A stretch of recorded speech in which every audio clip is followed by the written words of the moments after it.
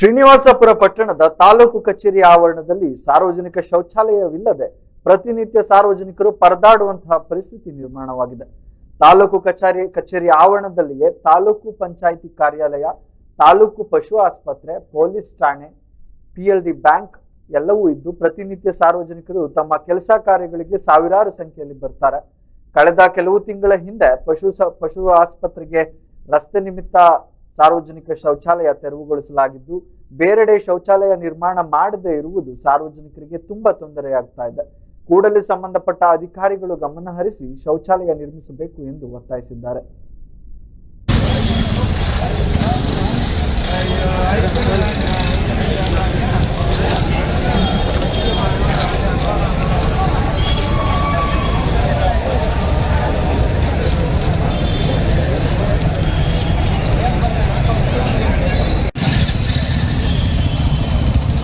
ಆತ್ಮೀಯ ಪತ್ರಕರ್ತರಲ್ಲಿ ಮನವಿ ಮಾಡುವುದೇನೆಂದರೆ, ನಮ್ಮ ಹೆಸರು ರಮಾಂಜಿ ಅಂತೇಳಿ ಕಸ್ತೂರಿ ಕರ್ನಾಟಕ ಜನಪರ ವೇದಿಕೆಯ ಶ್ರೀನಿವಾಸಪುರ ತಾಲೂಕು ಗೌರವಾಧ್ಯಕ್ಷರಾಗಿದ್ದೇವೆ.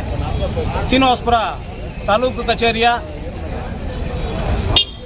ಆವರಣದಲ್ಲಿ ಈಗಾಗಲೇ ಶೌಚಾಲಯವಿತ್ತು. ಕಾರಣಾಂತರಗಳಿಂದ ಆಸ್ಪತ್ರೆಗೆ ದಾರಿ ಬೇಕು ಅಂತೇಳಿ ಶೌಚಾಲಯವನ್ನು ತೆರವು ಮಾಡಿರುತ್ತಾರೆ.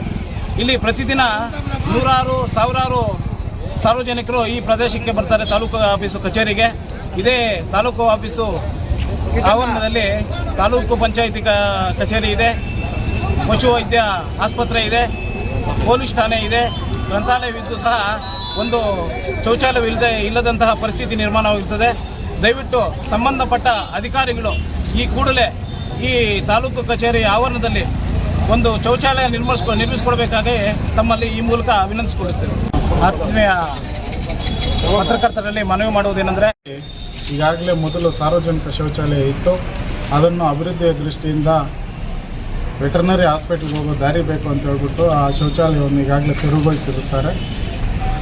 ತೆರವುಗೊಳಿಸಿದ ನಂತರ ಇದುವರೆಗೂ ಯಾವುದೇ ರೀತಿಯ ಶೌಚಾಲಯವನ್ನು ನಿರ್ಮಾಣ ಮಾಡಿರುವುದಿಲ್ಲ. ತಾಲೂಕು ಕಚೇರಿಗೆ ಪ್ರತಿನಿತ್ಯ ಬರುವಂಥ ಸಾರ್ವಜನಿಕರು, ರೈತರು ಮತ್ತು ಮಹಿಳೆಯರು ಶೌಚಾಲಯ ಇಲ್ಲದೆ ಇರುವಂಥ ಕಾರಣದಿಂದ ಪರದಾಡುವಂಥ ಪರಿಸ್ಥಿತಿಯಾಗಿದೆ.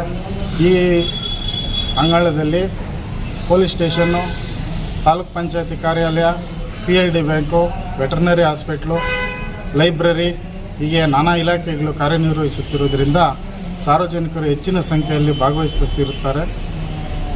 ಬಂದರೂ ಕೂಡ ಬಂದಂಥ ಸಾರ್ವಜನಿಕರಿಗೆ ಶೌಚಾಲಯ ಇಲ್ಲದೆ ಇರೋದಕ್ಕೆ ತುಂಬ ಇರುಸುಮುರುಸಾಗಿ ಸಾರ್ವಜನಿಕರು ತುಂಬ ತೊಂದರೆಯನ್ನು ಅನುಭವಿಸ್ತಾ ಇದ್ದಾರೆ. ಸಂಬಂಧಪಟ್ಟ ಅಧಿಕಾರಿಗಳು ಕೂಡಲೇ ಎಚ್ಚೆತ್ತುಕೊಂಡು ಈಗಾಗಲೇ ಇರ್ತಕ್ಕಂಥ ಶೌಚಾಲಯ ಏನು ಅದನ್ನು ಕೆಡವಿದ್ರೂ ಕೂಡ ಇದುವರೆಗೂ ಯಾವುದೇ ಶೌಚಾಲಯ ನಿರ್ಮಾಣ ಮಾಡಿರುವುದಿಲ್ಲ. ಸಂಬಂಧಪಟ್ಟ ಅಧಿಕಾರಿಗಳು ಕೂಡಲೇ ಒಂದು ಪರ್ಯಾಯ ಶೌಚಾಲಯವನ್ನು ನಿರ್ಮಾಣ ಮಾಡಬೇಕು ಅಂತ ಹೇಳ್ಬಿಟ್ಟು ಈ ಮೂಲಕ ನಿಮ್ಮ ಮುಖಾಂತರ ನಾವು ಒಂದು ಮನವಿ